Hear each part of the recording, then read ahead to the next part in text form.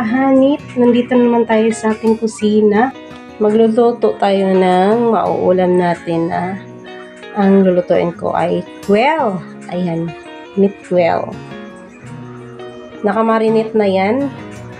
Ayan, i-crispy fry ko na papaluto. Ayan yung ingredients, yung itlog ng pugo. Pero dadagdagan ko yung itlog ng pugo kasi medyo konti lang. Ayan yung crispy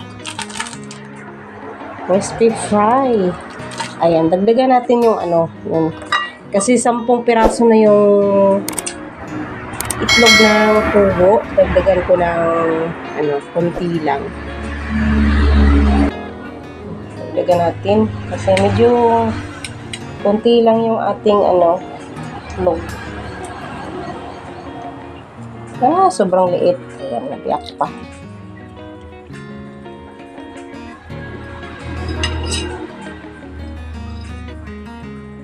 Yung itlog mga kahanip, nilagyan ko na kanina, tinimplahan ko na yan, pero parang hindi ako komportable na, parang kulang yung itlog, kaya dinagdagan ko na lang siya.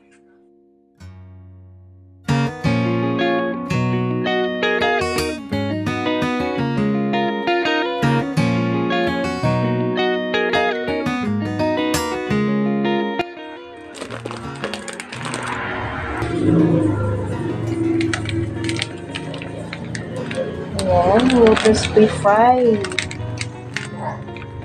Alam niyo mga kahanip, sa mga hindi pa nakatikim ng pugo, quail, yung meat quail niya, sobrang sarap, mas masarap pa sa manok. Kasi wala siyang amoy, napaka-organic yung alasa ng pugo. Ayan. Crispy fry at saka egg lang ang pang dikit sa quail. Ayan yung itlog natin. Ayan yung crispy fry. At saka yung ating 3 piraso lang. Ayan. 3 piraso lang yung kasi medyo malaki kahit maliit yung tingin na maliit pero yung meat niya. Kasi maano siya, mataba. Ayan.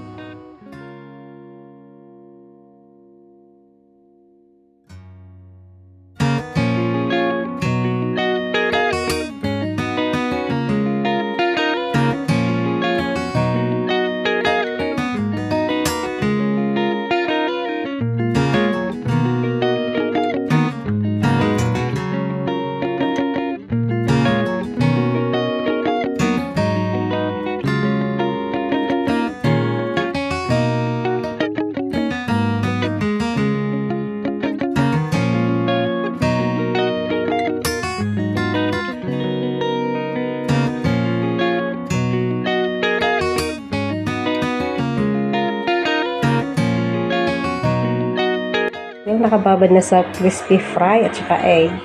Tara, papainit tayo ng kawali. Yan, painit na tayo ng mantika.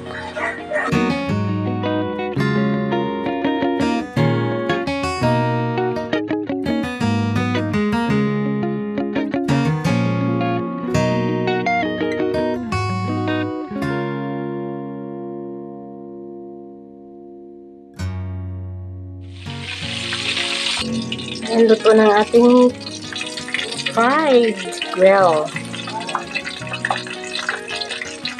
Kailangan patuluin muna natin yung mantika para hindi siya sobrang mamantikain.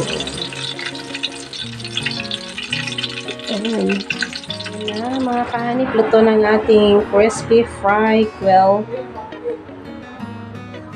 Ayan, super yummy yan. Sobrang sarap po ng quail, meat quail. Don't forget to like and subscribe and share my YouTube channel, Hanip OFW Mix Vlog. Bye bye. Thank you for watching.